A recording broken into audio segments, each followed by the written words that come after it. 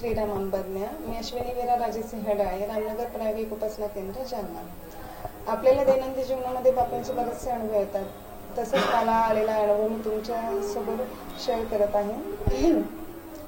मी बापूंच्या उपासनेला येत होते तेव्हा माझं घरापासून बापूंचं केंद्र हे 5 किलोमीटर अंतरावर होतं। आणि त्यावेळेला माझी एक मुलगी, 2 मुली होत्या, त्यातली एक मुलगी छोटी होती। उपासना केंद्राला लांब असल्यामुळे मी मुलींना बरोबर घेताना माझ्यासोबत एक डबा पण आणायचे, खाऊचा डबा। आणि त्या दिवशी मी नेमकी माझी पैशांची पर्स पण घेतलेली होती।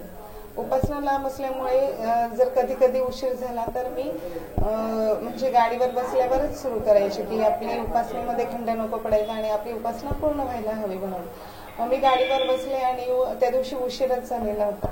मी गाडीवर बसले आणि मी उपासना करायला सुरुवात केली। तर उपासना चालू होती आणि माझ्या हातातली उपासना करता करता माझ्या लक्षातच नाही आणि माझ्या हातातली पैशांची पर्स कधी पडली हे मलाच कळालं नाही।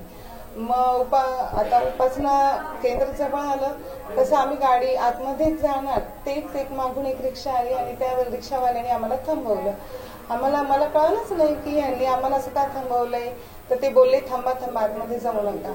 मग त्यांनी माझ्या हातामध्ये माझी पर्स दिली। खरंच आपला सद्गुरू आपल्या पाठीशी किती असतो की बापूंनी सांगितलंय ना की तुमचा मी भारवाहिना सर्वताना अन्यथा नवे हे वचन माझे, ही बापूंची उक्ती बापूंनी पूर्ण केली। तो रिक्षावाला ती पर्स घेऊन निघूनही जाऊ शकत होता किंवा तो काही करू शकत होता, पण बापूंनी तसं होऊन दिलं नाही। हरिओम श्रीराम अंबज्ञ।